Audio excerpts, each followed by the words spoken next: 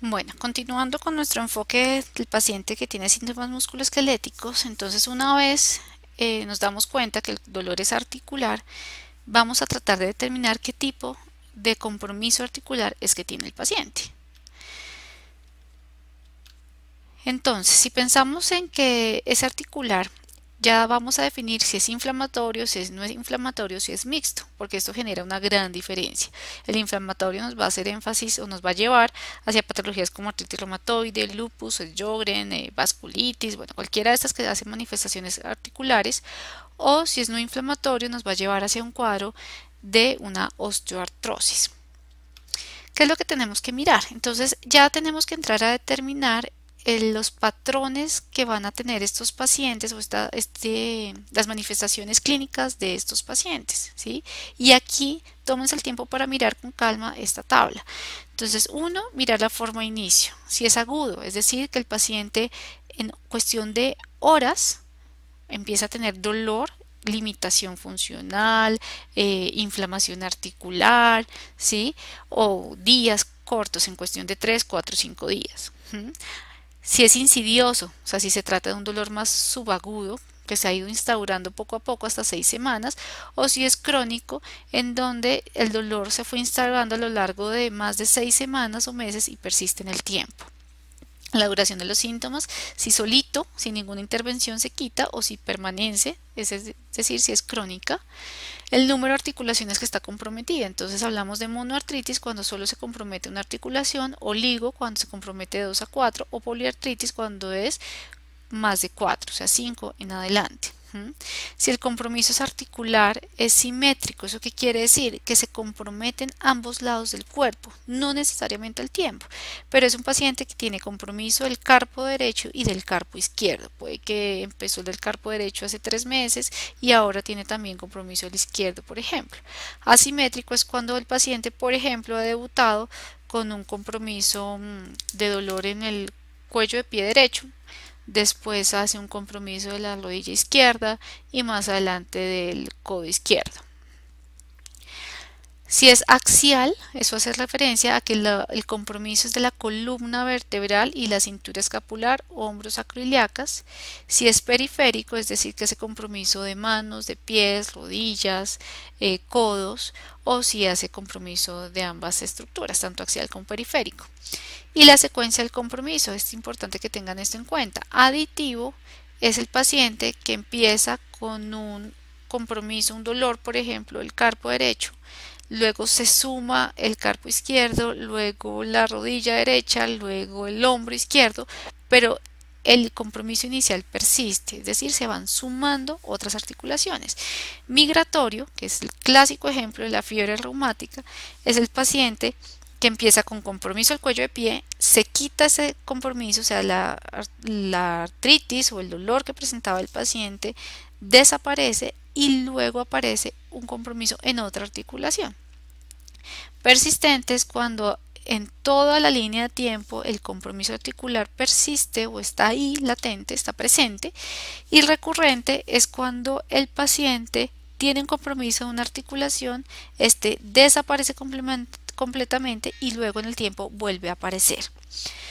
Es importante además mirar si el paciente tiene o no dolor lumbar inflamatorio, ya que esto nos orienta a las espondiloartropatías, y si tiene o no síntomas sistémicos, ya que esto nos orienta a enfermedades como el lupus. Entonces, a lo largo de estas imágenes, ustedes van a ir viendo aquí en la parte de arriba cuál es la forma de inicio, la característica, la localización, etcétera, la característica a la cual nos estamos refiriendo, y van a encontrar unas tablas donde tienen un listado de enfermedades. Están resaltadas las más frecuentes, así que por ejemplo, si ustedes tienen un paciente, perdón, que tiene un compromiso agudo, es decir, en horas, van a pensar principalmente en trauma, infecciones o cristales. En cambio, si es insidioso, van a pensar principalmente en enfermedades del tejido conectivo, en artritis psoriásica o en artritis reumatoide, ¿sí? Así sucesivamente con los diferentes síntomas que pueden presentarse.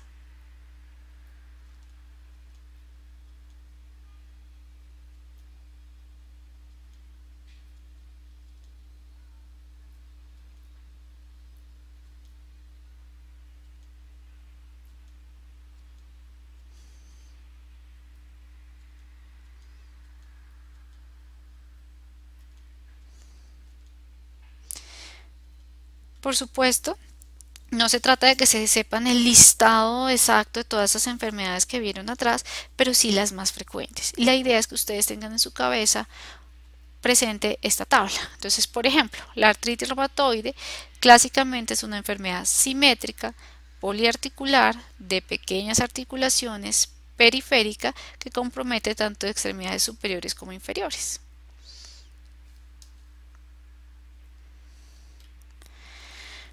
Con todo este enfoque, este interrogatorio completo, fíjense que hasta ahora no hemos necesariamente examinado al paciente. Hasta aquí lo único que se ha hecho es interrogar. Obviamente ya con el examen físico corroboramos los datos que nos da el paciente y ya tenemos prácticamente hecho el diagnóstico de la enfermedad.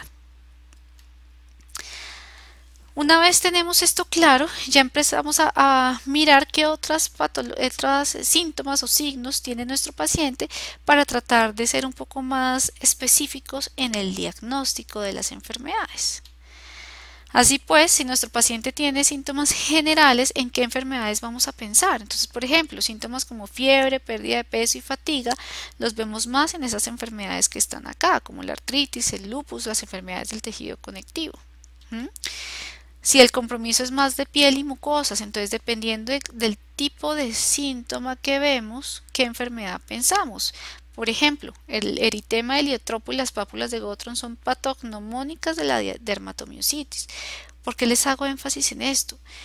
Hace no mucho tiempo, y bueno, es una situación frecuente, pero en la clínica de la Sabana tuvimos un paciente que tenía una manifestación de libro realmente. Tenía unas pápulas de Gottron clarísimas y tenía dolor muscular. El paciente duró dando vueltas en el sistema entre un médico general, entre una fisioterapeuta, entre uno y el otro, por lo menos unos 6 meses. Cuando finalmente llegó donde una fisioterapeuta, ella es la que hace el examen, se da cuenta que tiene debilidad y lo manda al neurólogo. El neurólogo, cuando ve las pápulas de Gottron, se da cuenta que no es una patología de él, que es una dermatomiositis, y lo manda al reumatólogo. Cuando finalmente el paciente llega al reumatólogo, han pasado 9 meses, se trata de un paciente muy joven, y si ustedes se acuerdan de esta ventana de oportunidad que existe en las enfermedades, pues había perdido tiempo valioso desde el inicio de la enfermedad hasta que se hizo el diagnóstico y el manejo. Este paciente desafortunadamente quedó con una debilidad proximal, pues que no se pudo corregir y no se pudo superar, y está en este momento en una situación de discapacidad, algo que si se hubiera identificado desde el principio se hubiera prevenido. En ese paciente que les digo, pues el médico que lo vio siempre lo enfocó como una dermatitis y pues por lo visto nunca le hizo, digamos, ni un interrogatorio completo ni un examen porque no se dio cuenta de la debilidad muscular que presentaba. Fue la fisioterapeuta, cuando lo envían finalmente a terapia porque tenía dolor de las piernas, que se da cuenta que realmente lo que el paciente tiene es una debilidad. En el caso de manifestaciones viscerales, ustedes también se dan cuenta ahí cuál es la asociación con las principales enfermedades a nivel vascular u otras manifestaciones diversas. La idea es que ustedes tengan esto claro en su cabeza porque así pueden hacer un enfoque real y más completo de los pacientes. Uno no diagnostica lo que uno no conoce. ¿Sí? Si ustedes no tienen en su cabeza este tipo de manifestaciones asociadas a estas enfermedades, los pacientes se les van a pasar.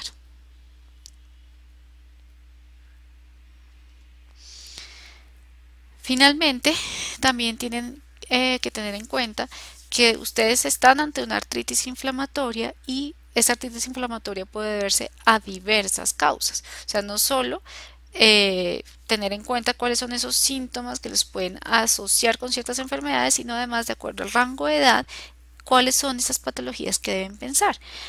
Y por ejemplo, en este caso, entre los 18 y los 30 años, si yo tengo una artritis en un hombre, probablemente se trate más de una espóndilo o de una gota, ¿sí? Si es en mujeres, ¿en cuáles voy a pensar? Más en una artritis reumatoide posiblemente, ¿sí? Fíjense cómo, por ejemplo, en las mujeres premenopáusicas la gota prácticamente no se presenta, ¿sí? Tendría que ser ya asociada de pronto a una deficiencia hereditaria en las enzimas, en la vía del metabolismo del ácido úrico, como veremos después en la clase de gota. Entonces tengan en cuenta también esta tabla donde la epidemiología le ayuda a uno a pensar mucho realmente si la artritis que estoy viendo en mi paciente la estoy enfocando de forma adecuada. Entonces aquí están rangos de edad y por género.